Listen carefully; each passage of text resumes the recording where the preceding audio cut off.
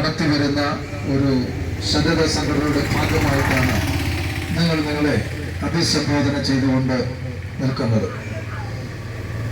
ഓരോ മലയാളിയുടെയും സ്വകാര്യമായിരിക്കുന്ന അഹങ്കാരമാണ് കേരളം ദൈവത്തിന്റെ സ്വന്തം നാട് എന്ന് പറയുന്നത്.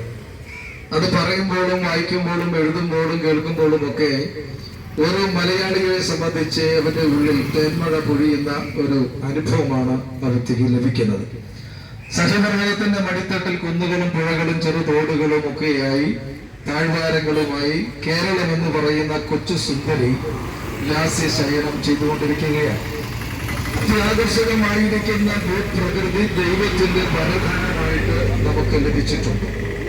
അതോടൊപ്പം തന്നെ അത്യുത്തമമായിരിക്കുന്ന കാലാവസ്ഥ കൊണ്ട് ദൈവം പിന്നെയും നമ്മെ അനുഗ്രഹിച്ചിട്ടുണ്ട്. ഇടവപ്പാതിയിലെ ഇടമുറിയാത്ത മഴയും മകരത്തിലെ മരം കൊച്ചുന്ന മഞ്ഞും തണുപ്പും മീനത്തിലെ കരികിലിനെ പോലും ഒരുക്കുന്നതാകുന്ന ചൂടും കൂടെ ഇവിടെ സമന്വയിക്കുമ്പോൾ നമുക്കിവിടെ കാർഷികമായിരിക്കുന്ന വിവിധങ്ങളായിരിക്കുന്ന വിളകൾ ഇവിടെ വിളയിക്കപ്പെടുകയാണ് എന്ന് നമുക്ക് കാണാൻ സാധിക്കുന്നുണ്ട്.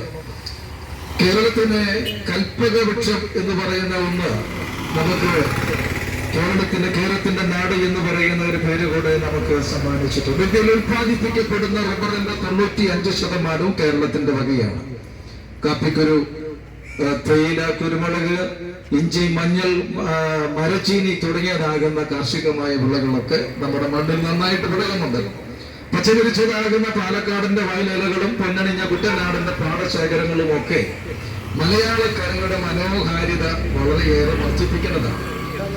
തന്നെയുമല്ല, വിദേശീയരായിരിക്കുന്നതാകുന്ന ആളുകൾ നമ്മുടെ നാടിനെ സന്ദർശിച്ച് നമ്മുടെ ടൂറിസം കേന്ദ്രങ്ങളൊക്കെ സന്ദർശിച്ച് ഇവിടുത്തെ ആ പച്ചപ്പുകൾ കണ്ട് അവരുടെ ഹൃദയത്തിൽ കോറിയിട്ടതാകുന്ന ഒരു വാക്കാണ് ഇത് ഗോഡ്സ് ഓൺ കൺട്രി എന്ന് പറയുന്നത്. കാരണം ഇവിടെയുള്ള ആളുകളൊക്കെ സാഹോദര്യങ്ങളോടുകൂടെ ഏകോദര സഹോദരങ്ങളെ പോലെ വളരെ സൽഗുണ സമ്പന്നരായി വിനയാതീതരായി അങ്ങനെ കഴിയുന്ന കാഴ്ച കണ്ടുകൊണ്ട് അവരുടെ ഹൃദയത്തിൽ കോറിയിട്ടതാണ് ഗോഡ്സ് ഓൺ കൺട്രി അഥവാ ദൈവത്തിന്റെ സ്വന്തം നാട്. ഒരു ദേശസ്നേഹിയായിരിക്കുന്ന ദേശാഭിമാനിയായിരിക്കുന്ന കവി ഇങ്ങനെ പാടുകയുണ്ടായി: ഭാരതം എന്ന് കേട്ടാൽ അഭിമാനപൂരിതമാകണം അന്തരംഗം, കേരളം എന്ന് കേട്ടാൽ തിളയ്ക്കണം ചോര നിരമ്പുകളിൽ. അത് ഇന്നത്തെ നമ്മുടെ കേരളം, ദൈവത്തിന്റെ സ്വന്തം നാട് എന്ന് അപരനാമത്തിൽ അറിയപ്പെടുന്ന നമ്മുടെ കേരളം എന്ന് പറയുന്നത് കേൾക്കുമ്പോഴേ ഇന്ന് ഓരോ കേരളീയന്റെയും മലയാളിയുടെ രക്തത്തിളയ്ക്കും ആ വിധത്തിലാണ് ഇന്നത്തെ നമ്മുടെ നാട് എത്തി നിൽക്കുന്നത്. ദൈവത്തിന്റെ സ്വന്തം നാട് എന്ന പേര് പറഞ്ഞ് അഭിമാനിക്കാൻ കഴിയാത്ത നേരം ഇത് മദ്യത്തിന്റെ നാട്, മയക്കുമരുന്നിന്റെ നാട്, കൊലപാതകങ്ങളുടെ നാട്, പിടിച്ചുപറിയുടെ പീഡനങ്ങളുടെ ഒക്കെ നാടായിട്ട് നമ്മുടെ നാട് ഇന്ന് അധംപതിച്ചു പോയിരിക്കുകയാണ് എന്നുള്ളത് നമുക്ക് മനസ്സിലാക്കുവാനായിട്ട് സാധിക്കുന്ന ഒരു വലിയ യാഥാർത്ഥ്യമാണ്. നമുക്കറിയാം, ഡബിൾ MA എടുത്തതായിരിക്കുന്ന ഒരു +2 കാരിയായിരിക്കുന്ന ഒരു ടീച്ചർ കരുനാഗപ്പള്ളിയിൽ 84 വയസ്സ് പ്രായമുള്ള മറവി രോഗമുള്ളതായിരിക്കുന്ന ഭർത്തൃമാതാവിനെ തള്ളി താഴെ ഇടുന്നതാകുന്ന വീഡിയോകൾ ഈ അടുത്ത ദിവസങ്ങളിൽ സാമൂഹിക മാധ്യമങ്ങളിൽ പ്രചരിച്ചത് നമ്മുടെ എല്ലാ ശ്രദ്ധയിൽ വളരെ പെട്ടതാണ്. അപ്പോൾ വിദ്യാഭ്യാസത്തിന്റെ കുറവല്ല ഇവിടെ നടക്കുന്ന ചില കുറ്റകൃത്യങ്ങളുടെ പിന്നിലെ കാരണം എന്ന് പറയുന്നത്. നമുക്കറിയാം, ധാരാളം ആളുകൾ, വിദ്യാസമ്പന്നരായിരിക്കുന്ന ആളുകൾ ഇന്ന് നിരവധി കുറ്റകൃത്യങ്ങൾ ചെയ്തുകൊണ്ടാണ് ഇരിക്കുന്നത് എന്ന് കാണുവാൻ കഴിയുന്നുണ്ട്. അല്പം ചില നാളുകൾക്ക് മുൻപ് താൻ ജനിപ്പിച്ച് അഥവാ താലോലിച്ച് വളർത്തിക്കൊണ്ടുവന്നതാകുന്ന സ്വന്തം മകളെ മഴ ഉപയോഗിച്ച് വെട്ടിക്കൊലപ്പെടുത്തുകയുണ്ടായി. ആ പിതാവ് ഈ കഴിഞ്ഞ ദിവസം ട്രെയിനിൽ യാത്ര ചെയ്യുമ്പോൾ ട്രെയിനിൽ നിന്ന് പുറത്തേക്ക് ചാടി ആത്മഹത്യ ചെയ്തു എന്ന് നമുക്ക് കാണുവാൻ കഴിയും. മറ്റൊരിടത്ത് അത് ഒരു പിതാവ് ഒരു ആക്സിഡന്റിൽ പെട്ട് തനിക്ക് എഴുന്നേറ്റ് നടക്കാൻ കഴിയാതെ താൻ കിടക്കയിൽ അഭയം പ്രാപിച്ചു. ആ പിതാവിനെ വാക്കർ ഉപയോഗിച്ചുകൊണ്ടാണ് ഒരു മകൻ അടിച്ചു കൊള്ളുവാൻ ഇടയായിത്തീർന്നത്. എന്താ കാരണമെന്ന് ചോദിച്ചാൽ, സ്വന്തമായിട്ട് ഭക്ഷണം കഴിക്കാനായിട്ട് ആ പിതാവിന് കഴിയുന്നില്ല, മലമൂത്ര വിസർജനം ആ കിടക്കകത്ത് ചെയ്തു പോയി എന്നതാണ് കുറ്റമായിട്ട് കണ്ടത്. അപ്പോൾ എന്താ നമ്മുടെ നാട്ടിൽ സംഭവിച്ചുകൊണ്ടിരിക്കുന്നത്? കൊലപാതകങ്ങളുടെ പരമ്പരകൾ ഇങ്ങനെ വർദ്ധിച്ചു വന്നുകൊണ്ടിരിക്കുകയാണ്. അവിടെ പിതാവെന്നോ മാതാവെന്നോ അതേ സഹോദരനെന്നോ ജനിപ്പിച്ച കുഞ്ഞെന്നോ ഒന്നും വ്യത്യാസമില്ലാതെ മനുഷ്യൻ ഏതോ ഒരു നികൃഷ്ട ജീവിയായി മാറി ഇന്ന് പെരുമാറിക്കൊണ്ടിരിക്കുകയാണ്. തൃശ്ശൂരടുത്ത് നമുക്കറിയാം ചിറക്കാക്കോട് എന്ന് പറയുന്ന സ്ഥലത്ത് ഒരു പിതാവ് തന്റെ മകനുമായിട്ട് വഴക്കിട്ട് മകനെയും ഭാര്യയെയും കുഞ്ഞിനെയും ഒരുമിച്ച് കൊല്ലാൻ പദ്ധതിയിട്ടിട്ട് പൈപ്പ് കണക്ഷനൊക്കെ വേർപെടുത്തിയിട്ട് അവർ കിടന്നുറങ്ങിയ റൂമിനകത്തേക്ക് പെട്രോള് കുപ്പിയിൽ നിന്ന് കൊണ്ടുവന്ന് ഒഴിച്ച് തീപിടുത്തി അതെ ആ മകനെയും കൊച്ചുമകനെയും അപ്പൊ തന്നെ മരണത്തിന് വിധേയപ്പെട്ടു.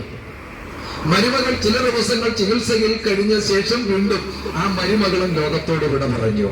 ആ പിതാവ് അല്പനാളുകൾ കഴിഞ്ഞപ്പോൾ ആത്മഹത്യ ചെയ്ത് താനും ഈ ലോകത്തോട് വിട പറഞ്ഞു. ഒരു കുടുംബം എത്ര പെട്ടെന്നാണ് നമ്മുടെ നാട്ടിൽ നിന്ന് നാമാവശേഷമായി പോയത് എന്ന് നമുക്ക് മനസ്സിലാക്കുവാനായിട്ട് സാധിക്കുന്നുണ്ട്.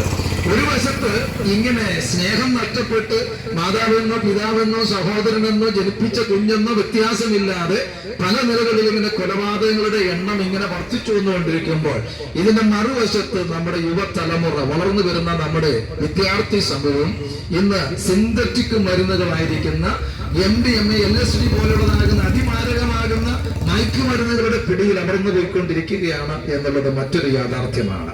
കഴിഞ്ഞ ഒക്ടോബർ മാസത്തിൽ നമ്മുടെ ചില ഇന്റലിജൻസ് വിഭാഗത്തിന്റെ റിപ്പോർട്ട് വന്നത് സംസ്ഥാനത്ത് 250 സ്കൂളുകളുടെ സമീപത്ത് ലഹരി പദാർത്ഥങ്ങൾ വിൽപ്പനക്കാരുണ്ടെന്ന് ആണ് അവർ കണ്ടെത്തിയത്.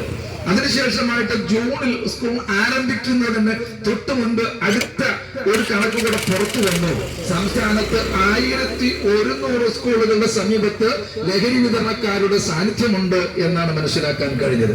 ഇത് കണച്ചറിഞ്ഞിട്ട് നമ്മുടെ ലഹരി വിരുദ്ധ സ്ക്വാഡും എക്സൈസ് വിഭാഗവും ഒക്കെ ത്വരിതമായ നിലയിൽ ഈ ലഹരിയെ നമ്മുടെ നാട്ടിൽ നിന്ന് വിദ്യാലയങ്ങൾക്ക് സമീപത്തു നിന്നൊക്കെ തുടച്ചു മാറ്റുന്നതിന് വേണ്ടി അതിശക്തമായ നിലയിൽ അവർ ഉണർന്ന് പ്രവർത്തിക്കാനായിട്ട് ഇടയായിത്തു. അതിന്റെ ഫലമായിട്ട് നമ്മൾ വാർത്തകളിലൂടെ വായിക്കുന്നുണ്ട്, ഇന്നടത്ത് നിന്ന് യുവാവിനെ ഇത്ര ഗ്രാം MDMA പിടികൂടി, ഇത്ര ഗ്രാം MDMA യുവതിയെ പിടികൂടി എന്നൊക്കെ ഉള്ളതാകുന്ന നിരവധി അനവധിയായിട്ടുള്ള വാർത്തകൾ അനുദിനം എന്ന വണ്ണം നമ്മുടെ കാതുകളിലേക്ക് ഇങ്ങനെ കേട്ടുകൊണ്ടിരിക്കുന്നുണ്ട്. അതൊരു വശത്ത് ഇതൊക്കെ നടക്കുമ്പോഴും നമുക്ക് മനസ്സിലാക്കാൻ കഴിയുന്നത് ഇപ്പോഴും ലഹരി പദാർത്ഥങ്ങളുടെ നമ്മുടെ നാട്ടിനകത്തേക്കുള്ളതാകുന്ന കുത്തൊഴുക്ക് തടയാനായിട്ട് അതിനെ തടയിടാനായിട്ട് നമുക്ക് കഴിഞ്ഞിട്ടില്ല. ഗവൺമെന്റ് തലത്തിൽ സന്നദ്ധ സംഘടനകളായിട്ടും അതുപോലെ തന്നെ ആധ്യാത്മിക സംഘടനകൾ ഇങ്ങനെ വിവിധങ്ങളാകുന്ന സംഘടനകളൊക്കെ ലഹരിയെ തടയുന്നതിന് വേണ്ടി പ്രതിജ്ഞ എടുക്കുന്നുണ്ട്. ഇതുപോലുള്ളതാകുന്ന ബോധവൽക്കരണ സന്ദേശ കാര്യപരിപാടികൾ ചെയ്യുന്നുണ്ട്. പലതരത്തിൽ ഇതിനെ എതിർക്കുവാൻ വേണ്ടി ഇല്ലായ്മ ചെയ്യുവാൻ വേണ്ടി കാര്യങ്ങളൊക്കെ ക്രമീകരണങ്ങൾ ചെയ്യുന്നുണ്ട് ഒരു വശത്ത്. പക്ഷെ അപ്പോഴും ഇതുപോലുള്ളതാകുന്ന വാർത്തകൾക്ക് ഒട്ടും തന്നെ കുറവ് വരുന്നില്ല. എന്താ അത് ബോധ്യപ്പെടുത്തുന്നത് എന്ന് ചോദിച്ചാൽ നമ്മുടെ ഇടയിൽ ഇത് ഉപയോഗിക്കുന്ന ആളുകളുടെ എണ്ണം വർദ്ധിച്ച് വന്നുകൊണ്ടിരിക്കുകയാണ് എന്നുള്ളതാണ്. വിദ്യാർത്ഥികളായിരിക്കുന്ന അതേ ആൺകുട്ടികൾ പെൺകുട്ടികൾ വ്യത്യാസമില്ലാതെ ഇന്ന് ലഹരി പദാർത്ഥങ്ങൾ ഉപയോഗിക്കുന്നവരായി തീർന്നിരിക്കുകയാണ്. നാടിന്റെ ഭാവി എന്ന് പറയുന്നത് ഇവിടെ വളർന്നു വരുന്നതാകുന്ന ഒരു വലിയ തലമുറയാണ്. ആ തലമുറയുടെ സർഗശേഷിയും കായിക ശേഷിയും മാനസികമാകുന്ന കരുത്തുമൊക്കെ നഷ്ടപ്പെടുത്തി കളഞ്ഞിട്ട് മാനസികമാകുന്ന തലത്തിൽ ഒരു വിഭ്രാന്തി ഉള്ളതായിരിക്കുന്ന എങ്ങും എവിടെയും എത്താത്ത എന്തിനും ഏതിനുമൊക്കെ ഇറങ്ങി പുറപ്പെടുന്ന വെല്ലുവിളിക്കുന്ന പിന്നീട് കുറ്റകൃത്യങ്ങളിൽ അകപ്പെട്ടുകൊണ്ട് ജയിലിലടയ്ക്കപ്പെടുന്ന ഒരു നിലയിലേക്ക് നമ്മുടെ തലമുറകൾ എത്തിപ്പെട്ടുകൊണ്ടിരിക്കുന്നു എന്നുള്ളത് ഒരു വലിയ യാഥാർത്ഥ്യമാണ്. നടന്നു വരുന്നതാകുന്ന കണക്കുകൾ നമ്മൾ പരിശോധിച്ചാൽ നമുക്ക് കേൾക്കുവാൻ കഴിയുന്ന മനസ്സിലാക്കാൻ കഴിയുന്ന ഒരു വലിയ യാഥാർത്ഥ്യം എന്ന് പറയുന്നത് വളരെ പ്രായം കഴിഞ്ഞിട്ടുള്ളതാകുന്ന ആളുകളാണ് ഇന്ന് കുറ്റകൃത്യങ്ങളിൽ ഏർപ്പെട്ടുകൊണ്ടിരിക്കുന്നത് എന്നുള്ളതാണ് നമുക്ക് മനസ്സിലാക്കാൻ സാധിക്കുന്നത്. ഈ അടുത്ത സമയത്ത് തൃശ്ശൂര് അടുത്ത് ഒരു കൊലപാതകം നടന്നത് നമ്മൾ കാണുവാനായിട്ടിടയായി. അതിനകത്ത് ഉൾപ്പെട്ട ആ പ്രതിയുടെ വയസ്സ് 15 എന്ന് ഓർക്കണം. അപ്പോൾ ഇന്ന് 14-കാരനും 15-കാരനും ഒക്കെ എന്തും ചെയ്യുവാനുള്ളതാകുന്ന തന്റെ ഇടത്തിലേക്ക് എത്തിച്ചേർന്നിരിക്കുകയാണ്. മുതിർന്നവർക്കോ മാതാപിതാക്കന്മാർക്കോ ഗുരുക്കന്മാർക്കോ ഒന്ന് വഴിതെറ്റി പോകുന്നതാകുന്ന തലമുറയെ കണ്ട് അവരെ നേർവഴിക്കാക്കാൻ വേണ്ടി ഒരു ഉപദേശം കൊടുക്കാമെന്ന് വെച്ചാൽ ശ്രദ്ധിക്കണം. കാരണം എങ്ങനെയാണ് പണി വരിക എന്ന് പറയാനായിട്ട് സാധ്യമല്ല. അവരേത് വിധേനയും പ്രതികരിക്കും. അതെ, ഒരു സ്നേഹമില്ലാതെ, മാതാപിതാ സ്നേഹമില്ലാതെ, മൂത്തവരോടുള്ള ബഹുമാനമൊക്കെ നഷ്ടപ്പെട്ടുകൊണ്ട് പ്രതികരിക്കുന്ന ഒരു തലമുറയാണ് ഇന്നത്തേത്. അവരോട് എന്തെങ്കിലുമൊക്കെ ചോദിക്കാൻ പോയാൽ അവർ പറയുന്നത് ഇത് ഞങ്ങളുടെ പൈസ, ഞങ്ങളുടെ ഇഷ്ടം, ഞങ്ങൾക്ക് തോന്നുന്നത് പോലെ ഞങ്ങൾ മുന്നോട്ട് പോകും എന്നുള്ള ഒരു മുദ്രാവാക്യം പറഞ്ഞുകൊണ്ടാണ് ഇന്നത്തെ തലമുറകൾ മുന്നോട്ട് പോകുന്നത്. അവർ കാണിക്കുന്നതാകുന്ന പല നമുക്ക് വേക്കൂത്തായി തോന്നുന്ന പല കാര്യങ്ങൾ അവര് തന്നെ വീഡിയോ പിടിച്ച് അവര് തന്നെ സോഷ്യൽ മീഡിയയിൽ അപ്ലോഡ് ചെയ്തിട്ട് നമ്മുടെ എത്രയോ വീഡിയോസുകളാണ് ഈ കാലങ്ങളിൽ കണ്ടുകൊണ്ടിരിക്കുന്നത്. വീട്ടിൽ നിന്ന് സ്കൂളിലേക്ക് എന്ന് പറഞ്ഞുകൊണ്ട് ഇറങ്ങി പുറപ്പെടുന്നതാകുന്ന യുവതികൾ ആ യൂണിഫോം ഒക്കെ മാറി ആളൊഴിഞ്ഞതാകുന്ന പല സ്ഥലങ്ങളിലും ആൺകുട്ടികളും ഒക്കെയായിട്ട് കാണിച്ചു കൂട്ടുന്നതാകുന്ന കേളികളൊക്കെ നമ്മുടെ മുൻപിലേക്ക് വരുന്നത് നമ്മൾ കണ്ടുകൊണ്ടിരിക്കുകയാണ്. അപ്പോൾ ഒരു വശത്ത് നമ്മുടെ തലമുറയെ ഈ വിധത്തിൽ അത് നശിപ്പിച്ച് പോയിക്കൊണ്ടിരിക്കുകയാണ്. ഇവിടെ വേണ്ട പോലുള്ളതാകുന്ന മതങ്ങളുണ്ട്, വിശ്വാസങ്ങളുണ്ട്, തത്വങ്ങളുണ്ട്, അങ്ങനെയുള്ളതാകുന്ന എല്ലാ സംവിധാനങ്ങളും ഉണ്ട്. ഇതിന്റെ ഒന്നും കുറവ് ഇവിടെയില്ല. ഡി അഡിക്ഷൻ സെന്ററുകൾ ധാരാളമുണ്ട്, ബോധവൽക്കരണ കൊടുക്കുന്ന ആളുകളുണ്ട്, കൗൺസിലേഴ്സ് ഉണ്ട്. ഇതൊക്കെ ഒരു വശത്തുണ്ട്. ഇതൊക്കെ ഉണ്ടായിട്ടും കുറ്റകൃത്യങ്ങൾക്ക് കുറവില്ല. മനുഷ്യനല്ലാതെ പ്രവർത്തിക്കുന്ന ഈ പ്രവണതയ്ക്ക് മാറ്റമൊന്നും സംഭവിക്കുന്നില്ല. സമൂഹം ഇന്ന് തിന്മ കൊണ്ട് നിറഞ്ഞിരിക്കുകയാണ്. ജനിപ്പിച്ചതാകുന്ന സ്വന്തം കുഞ്ഞിനെ തന്നെ ലൈംഗിക ഉപകരണമായിട്ട് വിധേയമാക്കുന്നതാകുന്ന ധാരാളം പിതാക്കന്മാരുള്ളതാകുന്ന കാലഘട്ടം. അതേപോലെ തന്നെ ജന്മം കൊടുത്തതാകുന്ന മാതാവ് തന്നെ കാമുകന് വേണ്ടി സ്വന്തം മകളെ വിട്ടുകൊടുക്കുന്നതാകുന്ന മാതാക്കളുള്ളതാകുന്ന ഒരു കാലഘട്ടം. അത് താലി കെട്ടി സംരക്ഷിച്ചു വന്നതാകുന്ന ഭർത്താവിനെ നൊന്തു പ്രസവിച്ചതാകുന്ന ആ കുഞ്ഞുങ്ങളെയൊക്കെ നിഷ്കരണം ഉപേക്ഷിച്ച് ഇന്നലെ കണ്ടതാകുന്ന ഒരു ഫോൺ കോളിന്റെ പുറകിൽ ഇറങ്ങിപ്പോകുന്ന ബിരുദധാരണികളാകുന്ന യുവതികളുള്ളതാകുന്ന ഒരു കാലഘട്ടത്തിൽ നമ്മൾ എത്തി നിൽക്കുകയാണ്. മലയാളി വളരെ അതിപാവനമായിട്ട് കരുതിയിരുന്ന ഒന്നാണ് കുടുംബ ജീവിതം എന്ന് പറയുന്നത്. പക്ഷേ ആ കുടുംബ ജീവിതത്തിന് ഒരു വിലയും കൽപ്പിക്കാതെ ഇന്ന് മനുഷ്യൻ എന്തൊക്കെയോ കാണിച്ചു കൂട്ടുന്നു എന്ന് നമുക്ക് മനസ്സിലാക്കാനായിട്ട് സാധിക്കും. വളരെയധികം അത് അധംപതിച്ച അധാർമികതയിലേക്ക് കൂപ്പുകുത്തിയിരിക്കുന്ന ഒരു സ്ഥാനത്താണ് നമ്മൾ ഇന്ന് വന്നെത്തി നിൽക്കുന്നത്. ഈ സമയത്ത് ഈ പ്രഭാഷണത്തിന്റെ പ്രത്യേകത എന്താണ്, ഇതുകൊണ്ട് എന്താ പ്രയോജനം എന്നൊന്ന് ഞങ്ങൾ പറയുവാനായിട്ട് ആഗ്രഹിക്കുകയാണ്. നമ്മുടെ നാട് ഇത്തരത്തിലായി പോയതിന്റെ കാരണക്കാരൻ ആരാണ്? ആരാണ് ഇതിന്റെ ഉത്തരവാദി? ഒരു കൂട്ടം ആളുകൾ പറയുന്നത് ഭരണപക്ഷമാണ്, ഭരണകൂടം മാറിയാൽ ഇതിനൊക്കെ വ്യത്യാസം വരും എന്ന് തന്നെയാണ് ഒരു കൂട്ടം ആൾക്കാർ പറയുന്നത്. ഏത് സർക്കാർ ഇവിടെ ഭരിച്ചാലും ഇത്തരത്തിലുള്ളതാകുന്ന പ്രവണതയ്ക്കൊന്നും ഒരു മാറ്റവും സംഭവിക്കാൻ വേണ്ടി പോകുന്നില്ല.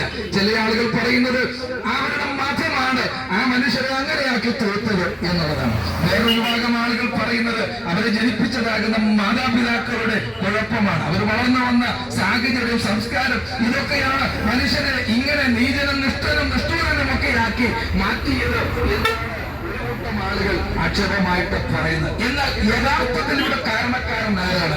ആരാണ് ഇതിന്റെ ഉത്തരവാദി? ആരാണ് ഇവിടുത്തെ കുറ്റക്കാരൻ? ഈ കാണുന്ന തിന്മകൾക്കെല്ലാം മൂല കാരണം എന്താണ്?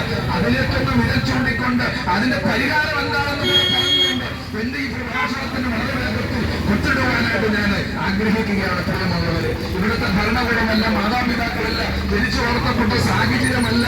അതെ, നമുക്കറിയാം ഇവിടുത്തെ ഇതിന്റെ എല്ലാം ഉത്തരവാദി കാരണക്കാരെന്ന് പറയുന്നത് സകല മനുഷ്യന്റെ അകത്ത് കുടികൊള്ളുന്ന ഒന്നുണ്ട്, അത് തിന്മയാണ്.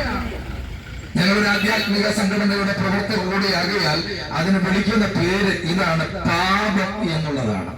പാപമാണ് മനുഷ്യനെ ഏറ്റവും ദോഷം ചെയ്യുന്ന, തിന്മ ചെയ്യുന്ന ഒരു വ്യക്തിത്വമാക്കിയിട്ട് സകല മനുഷ്യനെ മാറ്റിയിരിക്കുന്ന പാപമാണ്. പ്രിയമുള്ളവരെ, പാപം എന്ന് പറയുന്നത് ഞങ്ങളുടെ ആരുടെയും കണ്ടെത്തലുകളല്ല എന്നുള്ളത് പറയാൻ ഞങ്ങൾ ആഗ്രഹിക്കുകയാണ്. പാപം എന്ന് പറഞ്ഞാൽ സർവ്വ മതങ്ങളും ഒന്നുപോലെ സമ്മതിക്കുന്നതായിരിക്കുന്ന ഒരു യാഥാർത്ഥ്യമാണ് മനുഷ്യൻ പാപിയാണ് എന്ന് പറയുന്നത്. അതുകൊണ്ട് പാപം മനുഷ്യനിൽ ഉണ്ട് എന്നുള്ളത് കൊണ്ടാണല്ലോ നമുക്കറിയാം മനുഷ്യൻ എല്ലാ മതങ്ങളിലും മോക്ഷം പ്രാപിക്കാൻ വേണ്ടി പല മാർഗങ്ങൾ മതങ്ങൾ നിർദ്ദേശിക്കുന്നുണ്ട്. ആ അവരുടെ വിശ്വാസ പ്രമാണ പ്രകാരം പല ആളുകളും മോക്ഷം പ്രാപിക്കാൻ വേണ്ടി പലയിടങ്ങളിലേക്ക് പോകുന്നുണ്ട്. അറിയപ്പെടുന്ന 3 മതങ്ങൾ നമുക്കിവിടെ ഉണ്ട്. ഈ 3 മതങ്ങളിലും പ്രത്യേകമായിട്ട് പോകുന്ന ചില സ്ഥലങ്ങൾ നമുക്ക് കാണുവാൻ സാധിക്കുന്നുണ്ട്. ഈ വ്രതമനുഷ്ഠിച്ചുകൊണ്ട് ചില ആളുകളൊക്കെ പ്രത്യേകമായിട്ട് മോക്ഷം നേടാൻ വേണ്ടി പലയിടങ്ങളിലേക്കും പോകുന്നുണ്ട്. ആ സമയത്ത് നമ്മൾ ആ വ്യക്തിയെ ഒന്ന് നിരീക്ഷണ വിധേയമാക്കിയാൽ എത്ര നല്ലൊരു മനുഷ്യനാണ്. ഈശ്വരഭക്തനായിരിക്കുന്ന ഒരു മനുഷ്യൻ ഇതുപോലൊരു മനുഷ്യനെ കണ്ടുകിട്ടുകയില്ല. കാരണം മദ്യപിക്കുന്നില്ല, ഭാര്യയെ തല്ലുന്നില്ല, വഴക്കുണ്ടാക്കുന്നില്ല, അസഭ്യം പറയുന്നില്ല, നാട്ടിൽ വളരെ ശാന്ത സ്വഭാവക്കാരനായി മാന്യനായി നല്ല നിലയിൽ ജീവിക്കുന്ന ഒരു വ്യക്തിയെ നമുക്ക് വ്രതാനുഷ്ഠാന നാളുകളിൽ കാണുവാനായിട്ട് സാധിക്കും. എന്നും മദ്യപിച്ച് വഴക്കുണ്ടാക്കിക്കൊണ്ടിരുന്ന വീട്ടിൽ കലഹക്കാരനായി തീർന്നതാകുന്ന വ്യക്തി ആ മോക്ഷത്തിന് വേണ്ടിയുള്ള യാത്ര തുടരുന്ന ആ നാളുകൾ ആ വീട്ടിലെ അദ്ദേഹത്തിന്റെ ഭാര്യയ്ക്കും മക്കൾക്കും എന്തെന്നില്ലാത്ത സന്തോഷമാണ്. അവര് ചിന്തിക്കുന്നത് എന്നും എന്റെ ഭർത്താവ് ഇങ്ങനെയായിരുന്ന ഭക്തനായിരുന്നെങ്കിൽ എത്ര നന്നായിരുന്നു, എന്ത് സമാധാനമാണ്. സമയത്ത് വീട്ടിൽ വരുന്നുണ്ട്, വീട്ടിലേക്കുള്ള സാധനങ്ങൾ കൊണ്ടുവരുന്നുണ്ട്, മക്കൾക്ക് കഴിക്കാനുള്ളത് വാങ്ങിച്ചുകൊണ്ട് വരുന്നുണ്ട്, എല്ലാ ഉത്തരവാദിത്തങ്ങളും കൃത്യമായിട്ട് ചെയ്യുന്ന ഒരു നല്ല ഭക്തനായിരിക്കുന്ന മനുഷ്യൻ. എന്നാൽ നോക്കണമേ, ഈ മോക്ഷസ്ഥലത്തേക്ക് ചെന്ന് അവർ അനുഷ്ഠിക്കേണ്ട അനുഷ്ഠാനങ്ങളൊക്കെ അനുഷ്ഠിച്ചു കഴിഞ്ഞ് മടങ്ങി വരുന്ന വ്യക്തിയെ നമ്മൾ വീണ്ടും ഒന്ന് നിരീക്ഷിച്ചു നോക്കുക. ആ പോയി വന്നതിന്റെ പിറ്റേ ദിവസം മദ്യപാനം നടത്തിക്കൊണ്ടിരുന്ന ഒരു വ്യക്തിയാണെങ്കിൽ എത്ര ദിവസം മദ്യപിക്കാതിരുന്നെങ്കിൽ അതിന്റെ കേട് തീർക്കത്തക്ക വിധത്തിൽ അടുത്ത ദിവസം മദ്യം കഴിക്കാനായിട്ട് തുടങ്ങുന്നു. വഴക്കാളിയാണ്, ഭാര്യയെ തല്ലുന്നവൻ ഭാര്യയെ തല്ലുന്നു, ദുസ്വഭാവക്കാരൻ, അസഭ്യം പറയുന്നവൻ അതൊക്കെ അതേപടി നിവർത്തിക്കുന്നു. ഇതൊരു യാഥാർത്ഥ്യമല്ലേ? അങ്ങനെയാകുന്നെങ്കിൽ ഈ മോക്ഷപ്രാപ്തിക്ക് വേണ്ടി പലയിടങ്ങളിലൊക്കെ സഞ്ചരിച്ച് കർമ്മമാർഗങ്ങളിലൊക്കെ ചെയ്തിട്ട് എന്തെങ്കിലും മോക്ഷം ലഭിച്ചോ? ഏതെങ്കിലും അടിസ്ഥാനപരമായി സ്വഭാവ രൂപീകരണം ഈ മനുഷ്യന്റെ അകത്ത് നടന്നില്ലെന്നുള്ളതാണ് ഇതിന്റെ ഒരു യാഥാർത്ഥ്യം. എന്ന് പറഞ്ഞാൽ ഇങ്ങനെയുള്ളതാകുന്ന മനുഷ്യന്റെ കർമ്മപ്രവർത്തികൾ കൊണ്ട് മനുഷ്യനെ മോക്ഷം പ്രാപിക്കാനായിട്ട് സാധ്യമല്ല എന്നുള്ളതാണ് ഇതിന്റെ ഒരു യാഥാർത്ഥ്യം എന്ന് പറയുന്നത്. അപ്പൊ പിന്നെ മോക്ഷത്തിനുള്ളതാകുന്ന മാർഗം എന്താണ്? അതിനുള്ള വഴി എന്താണ്? അതാണ് ഞങ്ങൾ പറയാൻ ഉദ്ദേശിക്കുന്നത്. ഇവിടെ അധർമ്മം വർദ്ധിക്കുകയും പാപം പെരുകയും ഒക്കെ ചെയ്യുന്ന സമയത്ത് നിരവധി അവതാരങ്ങൾ ഇവിടെ അവതാരം കൊണ്ടിട്ടുണ്ട്. അങ്ങനെ അവതരിക്കത്തരാകുന്ന അവതാര പുരുഷന്മാരുടെ അവതാര ലക്ഷ്യമെന്ന് പറയുന്നത് ദുഷ്ടന്മാരെ നിഗ്രഹിക്കുക, ധർമ്മിഷ്ഠരായിരിക്കുന്ന ആളുകളെ രക്ഷിക്കുക എന്നുള്ളതായിരിക്കുന്ന ഒരു ഉദ്ദേശത്തോടു കൂടിയാണ് നിരവധി ആളുകൾ ഇവിടെ അവതരിച്ചു വന്നിട്ടുള്ളത്. എന്നാൽ ഇവിടെ ഭാവിയെ തേടിക്കൊണ്ട്, ദോഷിയെ തേടിക്കൊണ്ട്, ഈ ലോകം വെറുത്തവന് സമൂഹം വിടക്കെന്നയാണ് നന്നാകില്ല എന്ന് വിധി എഴുതിയവനെ തേടിക്കൊണ്ട് ഒരുവൻ ഈ ലോകത്തിലേക്ക് അവതരിച്ചു വന്നിട്ടുണ്ട്. അങ്ങനെ അവതരിച്ചു വന്ന ഒരേ ഒരു വ്യക്തിത്വം മാത്രമേ ഉള്ളൂ. അത് ഞങ്ങൾ പ്രസംഗിക്കുന്ന കർത്താവായിരിക്കുന്ന യേശുക്രിസ്തുവാണ്. യേശുക്രിസ്തുവാണ് ഭാവിയെ തേടി ഈ ഭൂമിക്കകത്തേക്ക് മനുഷ്യന്റെ രക്ഷയ്ക്ക് വേണ്ടി കടന്നു വന്നിട്ടുള്ളതാകുന്ന ഏക വ്യക്തിത്വം എന്ന് പറയുന്നത്. മറ്റാരും തന്നെ മനുഷ്യനെ രക്ഷിക്കാൻ വേണ്ടി വന്നിട്ടില്ല. ദൈവത്തെ തേടിക്കൊണ്ട്, ഈശ്വരനെ തേടിക്കൊണ്ട് നിരവധി ആളുകൾ പലയിടങ്ങളിലേക്ക് പോകുമ്പോൾ മനുഷ്യനെ തേടിക്കൊണ്ട് മനുഷ്യന്റെ അകത്തളങ്ങളിലേക്ക് മനുഷ്യനെ രക്ഷിക്കുവാൻ വേണ്ടി ഇങ്ങോട്ട് വന്ന ഒരേ ഒരു ദൈവം എന്ന് പറയുന്നത് ശ്രീ യേശുക്രിസ്തു മാത്രമാണ്. യേശുക്രിസ്തുവിനെ ഞങ്ങൾ പ്രസംഗിക്കുമ്പോൾ, യേശുക്രിസ്തു എന്ന പേര് കേൾക്കുമ്പോൾ തന്നെ കേൾവിക്കാരുടെ അകത്ത് ചിന്ത കയറി, ഇത് ക്രിസ്ത്യാനിയുടെ ദൈവമല്ലേ? ഇത് ക്രിസ്തു മതത്തിന്റെ പ്രചരണ ഭാഗമായിട്ട് ഈ കുറച്ച് ആളുകൾ നടത്തുന്ന ഒരു പ്രഭാഷണമല്ലേ? സ്നേഹിത, അല്പം കൂടെ നിങ്ങളൊന്ന് ശ്രദ്ധിക്കൂ. യേശുക്രിസ്തു ഈ നിമിഷം വരെ ഈ ഭൂമുഖത്ത് ഒരു മതവും സ്ഥാപിച്ചിട്ടില്ല. യേശുക്രിസ്തു തന്റെ അനുയായികളോട് ഒരു മതം സ്ഥാപിക്കുവാൻ വേണ്ടി ആഹ്വാനവും ചെയ്തിട്ടില്ല. മതം എന്ന് പറയുന്ന വാക്കിന്റെ ഒരർത്ഥം എന്ന് പറയുന്നത് അഭിപ്രായം എന്നാണ്. ദൈവത്തെ കുറിച്ച് മനുഷ്യന്റെ മസ്തിഷ്കത്തിൽ ഉരുത്തിരിഞ്ഞ ചിന്തകൾക്ക് ചിറകുമുളച്ചിട്ടുള്ളതാണ് മതം എന്ന് പറയുന്നത്. അതോടെ പറഞ്ഞാൽ മതം മനുഷ്യന്റെ നിർമ്മിതമാണ്, ദൈവനിർമ്മിതമല്ല. കാറൽ മാർക്സ് എന്ന് പറയുന്ന വ്യക്തി പറഞ്ഞ വാക്കുകൾ നമുക്കറിയാം. മതം മനുഷ്യനെ മയക്കുന്ന കറുപ്പാണെന്നാണ് പറഞ്ഞത്. അദ്ദേഹം ഇന്ന് ജീവനോടെ ഇരിക്കുന്നുണ്ടെങ്കിൽ അദ്ദേഹം ഇങ്ങനെ പറയുമായിരുന്നു, മതം മനുഷ്യനെ കൊല്ലുന്ന വിഷമാണ്. വയലാർ എന്ന് പറയുന്നതാകുന്ന ഒരു ഗാനരചയിതാവിന് കേരളീയർക്കെല്ലാം നല്ല പരിചയമാണ്. അദ്ദേഹത്തിന്റെ ചില വരികൾ ഇങ്ങനെയാണ്: മനുഷ്യൻ മതങ്ങളെ സൃഷ്ടിച്ചു, മതങ്ങൾ ദൈവങ്ങളെ സൃഷ്ടിച്ചു, മനുഷ്യനും മതങ്ങളും ദൈവങ്ങളും കൂടി ചേർന്ന് മണ്ണ് പങ്കുവെച്ചു.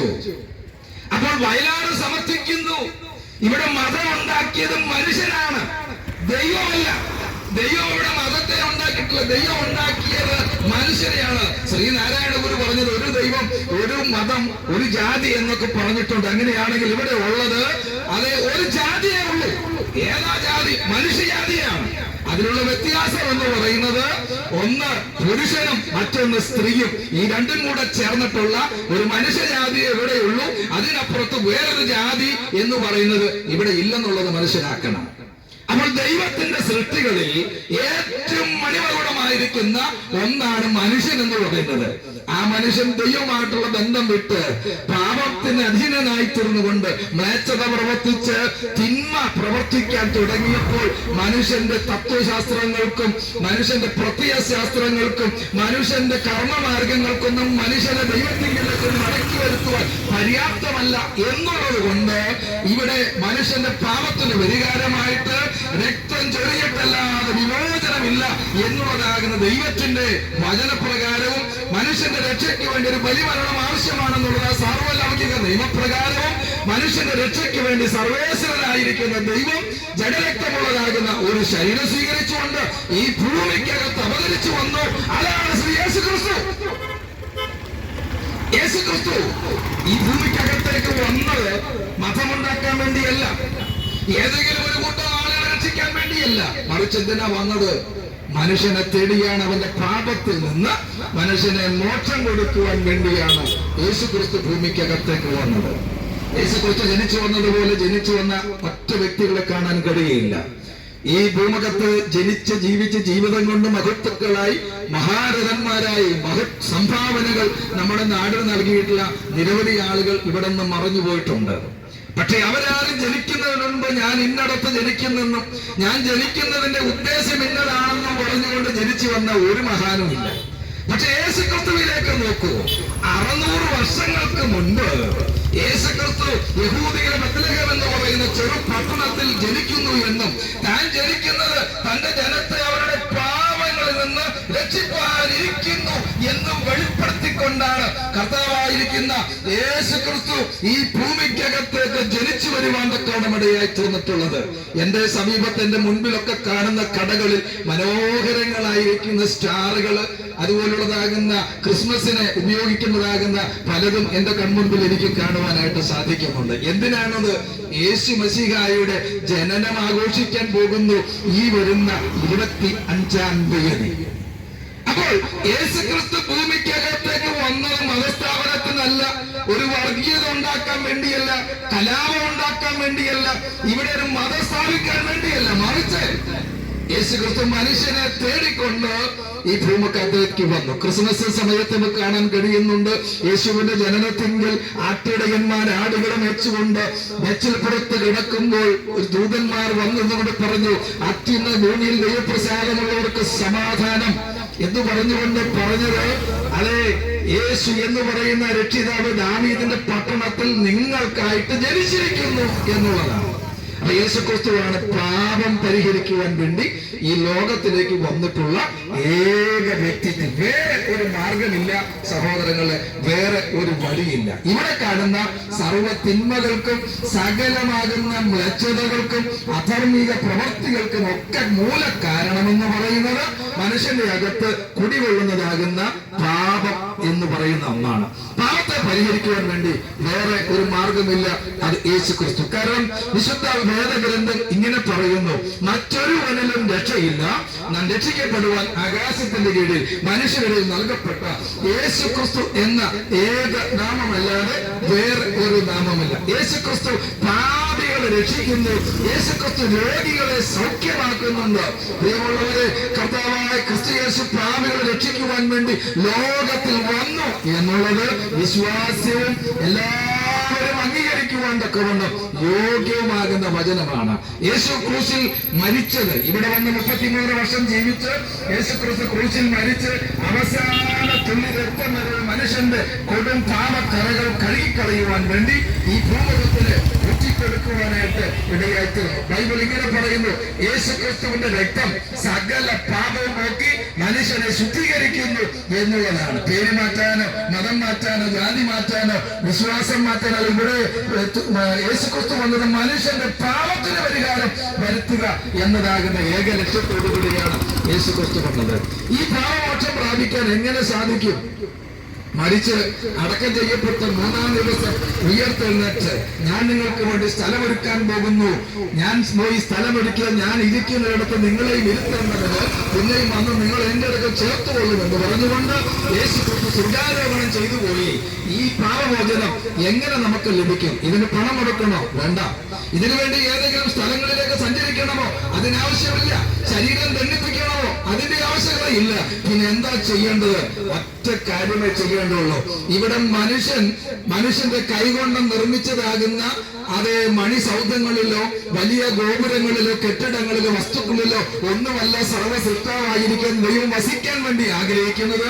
ദൈവശക്തിയിൽ ഏറ്റവും മണിമകുടമാകുന്ന മനുഷ്യന്റെ ഹൃദയത്തിലാണ് ദൈവം വസിക്കാൻ ആഗ്രഹിക്കുന്നത്, ഈശ്വരൻ വസിക്കാൻ വേണ്ടി ആഗ്രഹിക്കുന്നത്. അതുകൊണ്ട് എന്നെ കേൾക്കുന്ന സ്നേഹിത, നിങ്ങളുടെ ഹൃദയത്തിനകത്ത് നിങ്ങളോട് ഒരുമിച്ച് സൃഷ്ടാവായിരിക്കുന്ന ദൈവം വസിക്കാൻ വേണ്ടി ആഗ്രഹിക്കുന്നു. എന്ത് ചെയ്യണം? ഒരു കാര്യം ചെയ്യുക.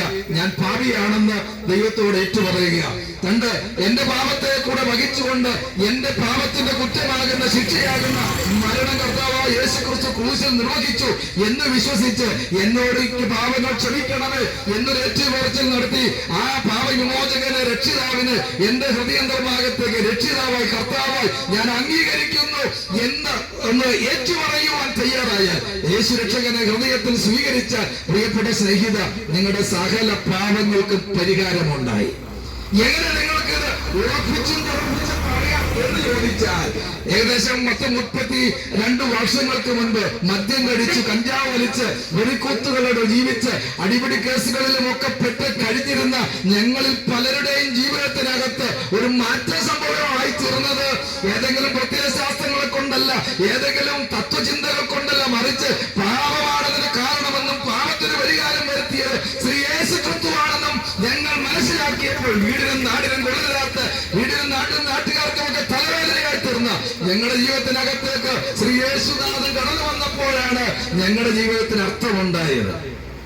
ഇന്ന് ഭാര്യയ്ക്ക് നല്ല ഭർത്താവും മക്കൾക്ക് നല്ല പിതാവും സഹോദരങ്ങൾക്ക് നല്ല സഹോദരങ്ങളും മാതാപിതാക്കൾക്ക് നല്ല മക്കളും അയൽപക്കക്കാർക്ക് നല്ല അയൽപക്കക്കാരനും സമൂഹത്തിന് പ്രതിബദ്ധതയുള്ളതുകൊണ്ട് ആ സമൂഹ സേവനങ്ങളിലുമൊക്കെ ഏർപ്പെട്ടുകൊണ്ട് ഞങ്ങൾ ഇങ്ങനെ നിൽക്കുവാൻ കാരണമായി തീർന്നത് യേശുക്രിസ്തു ഞങ്ങളുടെ ഹൃദയാന്തർഭാഗത്ത് വന്നതാണ്. ഞങ്ങളുടെ കൂട്ടത്തിൽ പല വിഭാഗത്തിൽപ്പെട്ട ആളുകൾ, പല വിശ്വാസത്തിലുള്ള ആളുകൾ, പല ജാതിയിൽപ്പെട്ട ആളുകളൊക്കെ ഉണ്ട്. കാരണം എന്ന് പറയുന്നത് ഇവരാരെയും ഏതെങ്കിലും പ്രലോഭനങ്ങൾ കൊടുത്തുകൊണ്ട് എന്തെങ്കിലും വസ്തുക്കൾ വാങ്ങിക്കൊടുത്തിട്ട് അല്ലെങ്കിൽ പണം കൊടുത്ത് ആരും വന്നതല്ല. ഞങ്ങളുടെ കയ്യിൽ അങ്ങനെ ഒരു പദ്ധതി ഇല്ല. മറിച്ച് കർത്താവായ യേശുക്രിസ്തു സകല മനുഷ്യന്റെ രക്ഷയ്ക്ക് വേണ്ടി ക്രൂശിക്കപ്പെട്ടു എന്നത് വിശ്വസിച്ചേറ്റെടുത്തപ്പോൾ ഒരു മനുഷ്യനും മാറ്റിമറിക്കാനായിട്ട് കഴിയില്ല എന്ന് വിധിയെഴുതിയാകുന്ന നിരവധി ജീവിതങ്ങൾ കർത്താവായ യേശുക്രിസ്തുവിലൂടെ ഒരു സമാധാനപൂർണമാകുന്ന സന്തോഷപൂർണമാകുന്ന ഒരു ജീവിതം നയിക്കുവാൻ ഇടയായി തീർന്നിട്ടുണ്ട്. അതിന് ഞങ്ങളാണ് ഏറ്റവും വലിയ സാക്ഷികൾ എന്ന് പറയുന്നത്. അതുകൊണ്ട് കർത്താവായ യേശുക്രിസ്തു വിശ്വസിക്കുക, എന്നാൽ നീയും നിന്റെ കുടുംബവും രക്ഷപ്രാപിക്കും. സ്നേഹിതരെ, 1-2 വാക്കുകൾ കൂടെ പറഞ്ഞ് ഞാൻ എന്റെ ഈ പ്രഭാഷണത്തിലൂടെ വിരമിക്കാൻ ആഗ്രഹിക്കുകയാണ്. മനുഷ്യ ജീവിതം മരണം കൊണ്ട് അവസാനിക്കുന്നില്ല. എത്രയോ പ്രഗത്ഭരും പ്രശസ്തരും ഒക്കെ ആയിരിക്കുന്ന ആളുകളാണ് ഈ നാളുകളിൽ ആത്മഹത്യ ചെയ്തുകൊണ്ടിരിക്കുന്നത്. അതെ, മനുഷ്യ ജീവിതം മരണം കൊണ്ട് അവസാനിക്കുന്നില്ല പ്രിയമുള്ളവരെ. കാരണം മരണത്തെ ജയിച്ചുയർത്തെഴുന്നേറ്റ ഒരുവനുണ്ട്, കർത്താവായിരിക്കുന്ന യേശുക്രിസ്തു. ആ കർത്താവായിരിക്കുന്ന യേശുക്രിസ്തു മരിച്ച് അടക്കപ്പെട്ട് അവിടം കൊണ്ട് അവസാനിച്ചിരുന്നെങ്കിൽ ഞങ്ങൾ ഇവിടെ നിന്ന് പ്രസംഗിക്കുകയില്ലായിരുന്നു. നിരവധി മഹാരഥന്മാരുടെ മഹത്വങ്ങളുടെയും ഒക്കെ ചരിത്രം അത് മരണം കൊണ്ട് അവസാനിച്ചപ്പോൾ മരണം കൊണ്ട് അവസാനിക്കാതെ ഇന്നും അജയ്യമായി തുടരുന്ന ഒരു ചരിത്രം ഉണ്ടെങ്കിൽ അത് യേശുക്രിസ്തുവിന്റെ ചരിത്രം മാത്രമാണ്. അതുകൊണ്ടാണ് ഞങ്ങൾ തെരുവോരങ്ങളിൽ നിന്ന് ഇങ്ങനെ ഉച്ചൈസരം ധൈര്യത്തോടെ അഭിമാനപൂർവ്വത്തോടെ യേശുക്രിസ്തുവിന് പ്രസംഗിക്കുവാൻ മക്കളുടെ ഇടയായി തീർന്നിട്ടുണ്ട്. ലോകം കണ്ടതിന്റെ ഏറ്റവും വലിയ തത്വചിന്തകരാകുന്ന അരിസ്റ്റോട്ടിൽ, പ്ലേറ്റോ തുടങ്ങിയവര്, അലക്സാണ്ടർ, സീസർ, ചാർലി, നെപ്പോളിയൻ ഇങ്ങനെ തുടങ്ങിയതാകുന്ന യുദ്ധവീരന്മാര്, അതുപോലെ വിപ്ലവകാരികളായിരിക്കുന്നതാകുന്ന കാറൽ മാർക്സ്, അങ്ങനെ തുടങ്ങിയതാകുന്ന ആളുകൾ, നിരവധി മഹാരഥന്മാര് ഇവിടെ ജനിച്ച് ജീവിച്ച് മരിച്ച് മൺമറഞ്ഞു പോയിട്ടുണ്ട്. പക്ഷേ അവരുടെ എല്ലാം കല്ലറകൾ അടഞ്ഞു കിടക്കുമ്പോൾ ഭൂമിയുടെ മധ്യസ്ഥാനമാകുന്ന ഫലസ്തീനിൽ ഒരേ ഒരു കല്ലറ മാത്രം തുറന്നു കിടക്കുന്നു. അത് കർത്താവായിരിക്കുന്ന യേശു ക്രിസ്തുവിന്റെ കല്ലറയാണ്. യേശു ഇവിടെ ഇല്ല, ഉയർത്തെഴുന്നേറ്റിരിക്കുന്നു എന്ന് അവിടെ എഴുതി വെച്ചിട്ടുണ്ട്. അതുകൊണ്ട് ഊഹാഭോഗമോ കെട്ടുകഥയോ അതോ ഉമ്മാക്കി കഥയോ പുസ്തകം വായിച്ചുള്ള അറിവല്ല, ചരിത്രം പരിശോധിക്കുന്ന ഏതൊരു വ്യക്തിക്കും വളരെ കൃത്യവും വ്യക്തവുമായ നിലയിൽ മനസ്സിലാക്കാൻ കഴിയുന്ന ഒരു യാഥാർത്ഥ്യമാണ് യേശു ഉയർത്തുന്നത്. അത് സ്നേഹിത, ജീവിതം മരണം കൊണ്ട് എപ്പോ വേണമെങ്കിൽ അവസാനിക്കാം. മരണത്തിന് പ്രായമില്ല, സമയമില്ല. അതിനു മുൻപ് പാപത്തിൽ നിന്ന് മോക്ഷം പ്രാപിച്ച് യേശുവിനെ രക്ഷിതാവായി സ്വീകരിച്ച് നിത്യജീവൻ അവകാശിയായി തീരുക. മരണത്തിനപ്പുറത്ത് നല്ല നിത്യ സന്തോഷം നൽകുന്ന ഒരു സ്ഥലമുണ്ട്, സ്വർഗം. അവിടെ യേശുവിനോടുകൂടെ സന്തോഷപൂർണമാകുന്ന ഒരു ജീവിതം കരഗതമാക്കുവാൻ എന്റെ ശ്രോതാക്കൾക്ക് സർവേശ്വരൻ ഇടവരുത്തട്ടെ എന്ന് ആത്മാർത്ഥമായി